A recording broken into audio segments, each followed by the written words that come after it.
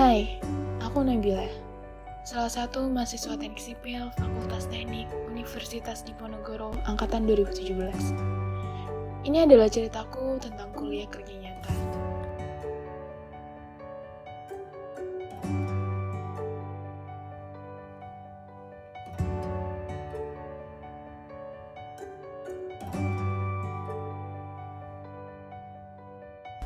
Kuliah kerja nyata kali ini masih bertemakan KKN pulang kampung. Sama seperti KKN-KKN sebelumnya, KKN pulang kampung dilakukan karena masih adanya pandemi COVID-19. Banyak hal yang kulakukan untuk memberdayakan masyarakat di tengah pandemi COVID-19, berbasis tujuan pembangunan berkelanjutan di Kelurahan Jatingaleh, Kecamatan Candisari, Kota Semarang. Ya. Nah, inilah makanya saya harapan betul saudara-saudara sekalian untuk berhati-hati betul, laksanakan tugas, protokol kesehatan ikuti, udahlah manut saja, tidak usah kemaki, jangan merasa bahwa Anda pinter sendiri, masih ada langit di atas langit Anda. Ya, ikuti saja apa-apa yang dianjurkan oleh pemerintah, apa-apa yang dianjurkan oleh ahli-ahli. Selamat berjuang, semoga nanti kembali dalam keadaan sehat dan selamat. Ya, moga-moga pandemi COVID ini segera berakhir dan kita bisa berjumpa lagi dalam keadaan yang lebih baik dan lebih baik lagi. Terima kasih. Assalamualaikum warahmatullahi wabarakatuh. Terima kasih. Demikianlah serangkaian kegiatan upacara penerjunan KKN. Terima kasih atas perhatiannya dan kerjasamanya. Mohon maaf atas segala kekurangan. Sekian, wassalamualaikum warahmatullahi wabarakatuh. Salam sehat untuk kita semua. Jatingaleh merupakan sebuah kelurahan di Kecamatan Candisari, Kota Semarang, Provinsi Jawa Tengah. Menurut legenda sekitar, nama Jatingaleh diberikan oleh Sunan Kalijaga ketika menebang sebatang pohon jati untuk dijadikan tiang di Masjid Agung Demak. Ketika ditebang, pohon jati tersebut bukannya roboh melainkan berpindah tempat, sehingga Sunan Kalijaga menyebut daerah tersebut dengan nama Jatingaleh, yang berasal dari kata jati atau pohon jati dan ngaleh yang artinya berpindah tempat. Kelurahan Jatingaleh memiliki luas kurang lebih 131 hektar, yang terdiri dari 58 RT dan 10 RW, di mana terdapat 1 RW yang merupakan asrama tentara. Kelurahan Jatingaleh memiliki jumlah penduduk sebanyak 12.537 jiwa, dengan jumlah penduduk laki-laki sebanyak 6.213 jiwa, serta jumlah penduduk perempuan sebanyak 6.324 jiwa. Kelurahan Jatingaleh berbatasan langsung dengan Kelurahan Karangrejo yang berada di sebelah barat, Kelurahan Karanganyar Gunung berada di sebelah timur, Kelurahan Ngesrep berada di sebelah selatan, dan Kelurahan Kaliwiru berada di sebelah utara.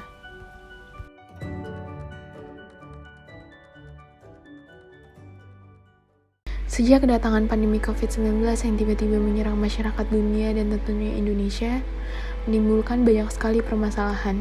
Kasus terkonfirmasi COVID-19 di wilayah Jatingaleh, khususnya di RW 2, mengalami peningkatan yang cukup signifikan.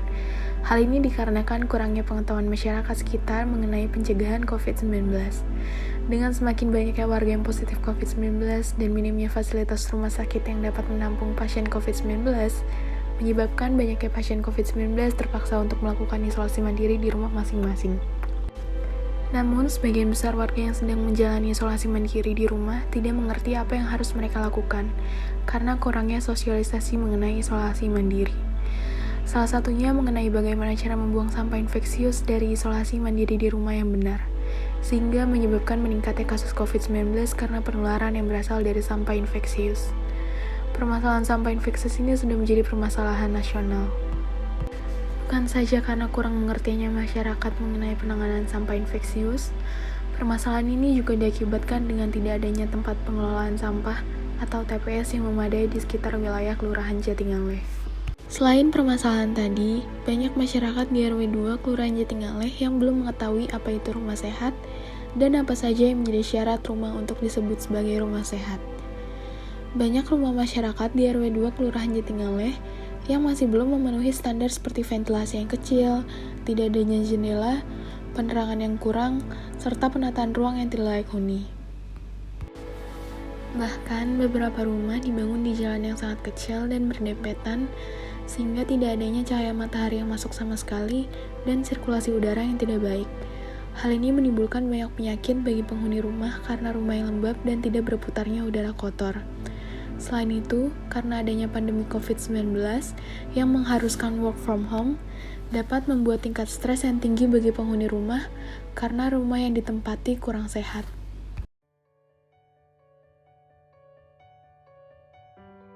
Bahwa potensi warga di sini itu kebanyakan memiliki satu usaha rumahan.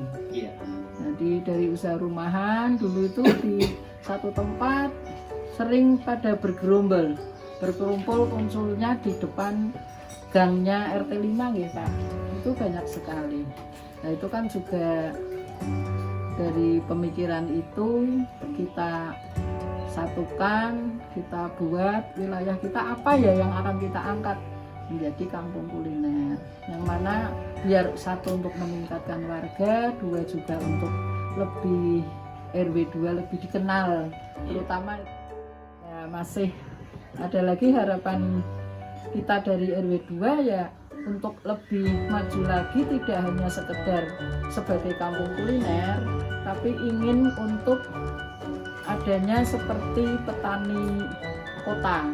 Jadi petani kota seperti program dari Bu Wali Kota, itu kan harapannya masing-masing warga itu, wilayah itu ada petani kota untuk bisa istilahnya untuk mencukupi kebutuhan sendiri. Seperti halnya misalnya nanam-nanam yang bermanfaat, ya warung hidup, seperti lombok, terong, itu kalau dulu terus apotek hidup. Ya, apotek hidup itu ya toga sekarang. Itu harapannya ada, tapi karena kita di tengah kota, sebagai petani kan otomatis membutuhkan lahan yang ini ya. Makanya dikatakan sebagai petani kota itu bisa menggunakan seperti polybag tanah. Nah, ini yang belum bisa kita angkat di RW 2. Jadi maka kita beralih juga ada budidaya lele. Itu sudah berjalan juga, masing-masing warga walaupun satu tempat itu punya di perwakilan di RT 5 itu budidaya lele, masing-masing warga ada. Itu juga tujuannya untuk konsumsi sendiri dulu, tapi karena semua banyak punya lele kan nanti bisa hasil lele itu bisa dijual ke tetangga sebelah begitu. Dengan adanya permasalahan yang sudah dibahas sebelumnya mengenai kurangnya sosialisasi pembuangan sampah infeksius saat isolasi mandiri dan kurang memadainya TPS yang ada, saya memutuskan membuat desain dan rencana anggaran biaya untuk pembuatan TPS di Kelurahan Jatingaleh. Desain tersebut diberikan kepada Ketua RT dan Ketua RW apabila nantinya akan ditindaklanjuti. Lalu saya juga melaksanakan sosialisasi kepada perangkat RT, perangkat RW, dan masyarakat sekitar mengenai penanganan limbah infeksius isolasi mandiri berdasarkan jenisnya dan tata cara mengelola sampah infeksius dengan aman.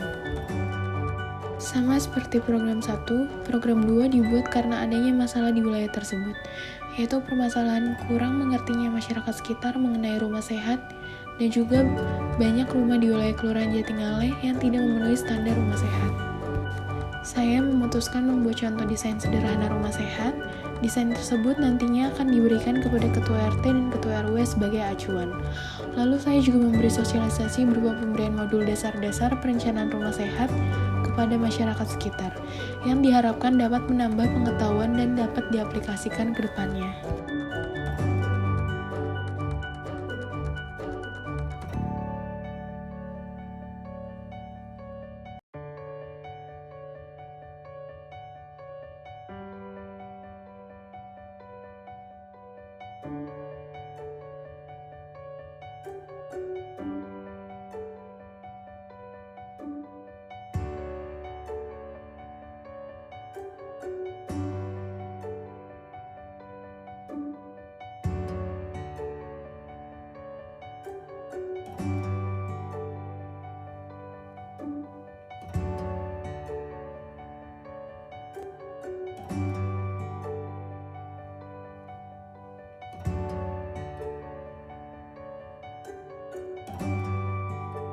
Bu sebagai ketua RW di sini akan menyampaikan apa yang sudah kalian berikan program itu ya, karena ini masih masa pandemi ya, program-program yang dibuat itu sudah sesuai ya, sudah bagus mengikuti kondisi keadaan wilayah setempat ya. Jadi ini untuk program yang dibuat seperti pembuatan hand sanitizer, juga memberikan simulasi ataupun sosialisasi bagaimana kita di dalam isolasi mandiri, bagaimana kita menjaga kondisi lingkungan di dalam melaksanakan isolasi mandiri. Program-program yang sudah dilaksanakan oleh adik-adik mahasiswa dalam rangka untuk KKN sementara ini sudah berjalan dengan baik, lancar. Juga kita juga menghendaki untuk kelanjutannya.